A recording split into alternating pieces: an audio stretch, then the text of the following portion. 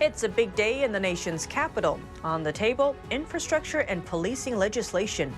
They are two of President Biden's major bipartisan priorities, and the next 24 hours could be crucial. Vice President Kamala Harris is heading to the U.S. Mexico border on Friday.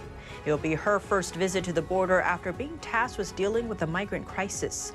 And Secretary of Defense Lloyd denies that the military teaches critical race theory in a hearing before Congress. Chairman of the Joint Chiefs of Staff Milley then defended teaching it in the military. This comes as students in Florida will learn the evils of communism in their civics course and have to complete a civics test to graduate. The state is strengthening its civic education with new requirements for an integrated curriculum. Tune into Deep Dive as we explore these topics and more. Hello and welcome. This is Deep Dive and I'm Tiffany Meier. Let's begin with crumbling infrastructure. Hundreds of first responders on scene in Florida. That's after a 12-story oceanfront residential building partially collapsed just north of Miami Beach Thursday morning. Officials say one person is dead and 10 injured. Rescue workers are searching for any survivors. Officials say 35 rescued, but 51 unaccounted for. This comes as a pedestrian bridge collapsed in Washington, D.C. yesterday. 5 people hospitalized. Debris and pieces of the damaged bridge scattered across 6 lanes of the highway. Many cars trapped under pieces as well. Officials are still investigating the cause of the collapse. Staying in the nation's capital, how is the infrastructure package coming along? Senators on both sides of the aisle say they've reached an agreement on the plan. Late Wednesday, the White House and 10 senators struck a deal. Republicans and Democrats have come together along with the White House, and we've agreed on a framework, and we're going to be heading to the White House tomorrow. And Biden confirming they have indeed struck a deal. And to answer your direct question, we have a deal. The total cost of the plan is $1.2 trillion over 8 years and $559 billion in new spending. House Speaker Nancy Pelosi and Senate Majority Leader Chuck Schumer said they would try to move the infrastructure package in July. That's because the Senate is gearing up for a 2-week recess. Meanwhile, Democrats are working on another plan with a much bigger price tag that could also be considered by lawmakers. But infrastructure isn't the only big push on Capitol Hill. Biden is cracking down on gun violence.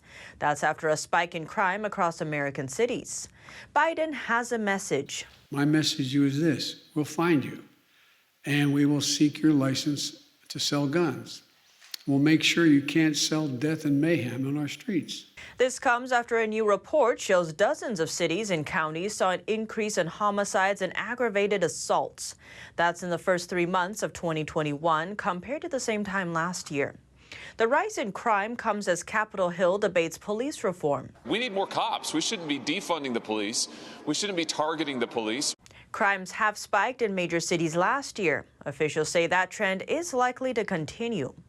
Biden warns it could go up in the summer. Crime historically rises during the summer.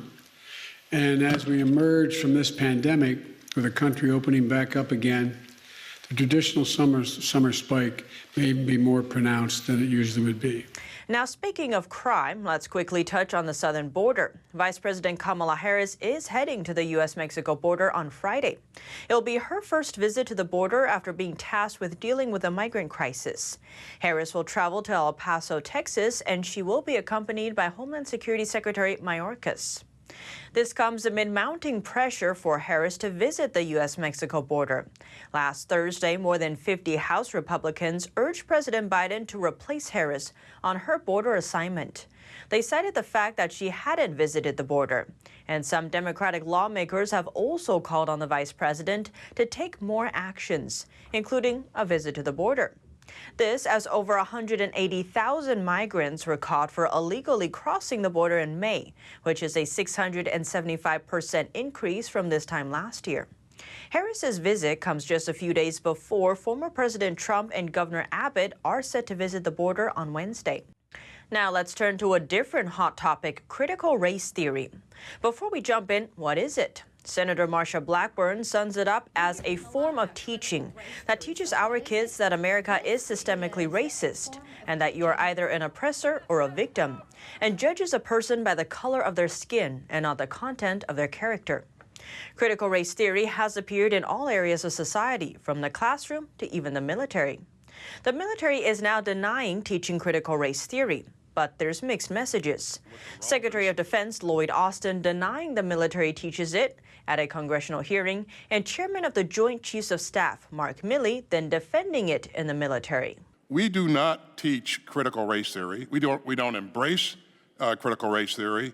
Republican Representative Michael Waltz points out contrary evidence. He says he received a letter from the superintendent of West Point describing the CRT they teach there.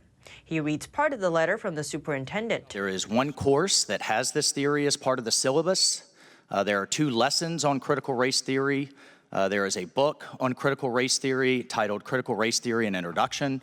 He says he is hearing from concerned soldiers and their family members about CRT being taught in the military. This came to me from cadets, from families, from soldiers, with their alarm and their concern at how divisive this type of teaching is that is rooted in Marxism, that classifies people along class lines, an entire race of people as oppressor and oppressed. He says that CRT is destructive to cohesion and morale in the military. Chairman of the Joint Chiefs of Staff, Milley, appears to contradict Secretary of Defense Austin when he defended teaching CRT.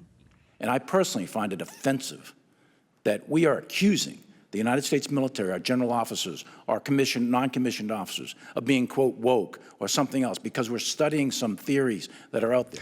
Representative Matt Gaetz points out the contradicting testimony in a tweet, saying our military leadership denied teaching critical race theory, right before admitting to teaching critical race theory, and then defending critical race theory. Now we must legislatively prohibit CRT to protect our service members from this hate. In another tweet, he points out that the Chinese military isn't teaching their soldiers CRT. Instead, they are focused on defeating our military. And on the topic of critical race theory in the military, a Space Force commander was removed from his post in May for criticizing Marxism and critical race theory in the military. Lieutenant Colonel Matthew Meier served as the commander of the 11th Space Warning Squadron. The Space Force told news outlets it relieved Meier on May 14th due to loss of trust and confidence in his ability to lead, saying they're investigating whether his recent comments in a podcast constituted partisan political activity. Meier's comments were likely in reference to the spread of Marxism in the military.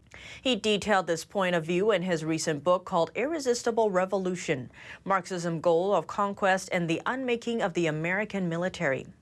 When Meier appeared on the podcast Information Operation to promote his book, he criticized Defense Secretary Lloyd Austin's agenda. After Austin was confirmed, he ordered a shutdown to deal with alleged extremism in the military. Meier said the diversity, inclusion, and equity industry and the trainings we are receiving in the military is rooted in critical race theory, which is rooted in Marxism. Adding, I don't demonize the man, but I want to make it clear to both him and every service member, this agenda, it will divide us. It will not unify us. Meier told Military.com he had consulted with his higher-ups before publishing the book, adding his intent was never to engage in partisan politics, but rather to spread awareness about the rise in polarization in the military. He said, I have written a book about a particular political ideology, Marxism, in the hope that our Defense Department might return to being politically nonpartisan in the future, as it has honorably done throughout history. Meier's book topped Amazon's military policy section after the news and was currently sold out at the time. Neither the Space Force nor Austin's office immediately responded to a request for comment. Now let's take a moment to cover the issue of communism. If we look at the founders of the communist doctrine, Karl Marx and Friedrich Engels, they wrote, the theory of the communists may be summed up in the single sentence, abolition of private property. That's from the Communist Manifesto, a book that forms the basis for communism. Professor of political science at Grove City College, Paul Kangor, told the Epoch Times in an interview. And of all things, to abolish private property, you're going to have a war on your hands. You're going to need guns. You're going to need gulags. I mean, back to religion. I mean, this is as basic Judeo-Christian law, natural rights, biblical rights, thou shalt not steal. I mean, from the cave to the courthouse, the right to own property is fundamental to human nature. Is that likely to happen to the rest of the world? According to the World Economic Forum's 8 predictions for the world in 2030, one is that in 2030, people will own nothing and all products will have become services. Kangar went on to say the Communist Manifesto also demands the abolition of all religions, all morality, and the abolition of the family. That's the opposite of what America was built upon. If we look back at the Declaration of Independence, it says we hold these truths to be self-evident, that all men are created equal, that they are endowed by their Creator with certain unalienable rights, that among these are life, liberty, and the pursuit of happiness. And now Florida is taking steps to combat that. Students in Florida will learn the evils of communism in their civics course and have to complete a civics test to graduate. The state is strengthening its civic education with new requirements for an integrated curriculum. Florida Governor Ron DeSantis signed 3 civic education bills into law on Tuesday. One of the bills requires both high school and college students to complete a civic literacy test before they can graduate. And all post-secondary students will be taking a civics course. To make sure there is diversity of viewpoints on Florida campuses, one of the bills requires colleges to conduct annual assessments of intellectual freedom at their institutions. Another bill tasks the Department of Education with developing an integrated K-12 civics curriculum. It will focus on the Constitution and the Bill of Rights. And most importantly, the curriculum must teach students the evils of communism and how the ideology conflicts with American principles. Governor Ron DeSantis explains. We have a number of people in Florida, particularly southern Florida, who've escaped totalitarian regimes, who've escaped communist dictatorships to be able to come to America. We want all students to understand the difference. Why would people leave these countries and risk their life to be able to come here? The bill will also create a library of portraits and patriotism, which features personal stories of people who've come to this country after seeing the horrors of totalitarian and communist regimes. And DeSantis explains what he hopes the 3 bills can do. You go to some of these college campuses, I mean, they will treat Mao Zedong as like positively. The guy's policies were responsible for tens of millions of people dying, and yet that's the kind of environment that you see. And so I think us having this, we're really going to be, I think, pushing back against some of the whitewashing that's been done. The governor says whatever students choose to do in life, civics is going to be relevant because they are all citizens.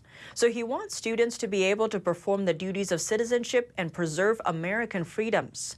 All 3 bills are effective July 1st. And now before we end, the American Museum of Natural History in New York City is getting rid of the statue of President Theodore Roosevelt. The museum pushed for its removal, claiming that it communicates a racial hierarchy that they find disturbing. The statue shows the 26th president on a horse. Next to him are a Native American man on one side and an African man on the other side. New York City Mayor Bill de Blasio's office told CNN that the city supports the museum's decision. They also say it's the right decision and the right time to remove what they call the problematic statue. This comes as other statues across the country are being removed for similar reasons. While some applaud the move, others say it's not good to erase history. But what do you think? Let me know below. Thanks for tuning in to Deep Dive. I'm Tiffany Meier, and see you soon.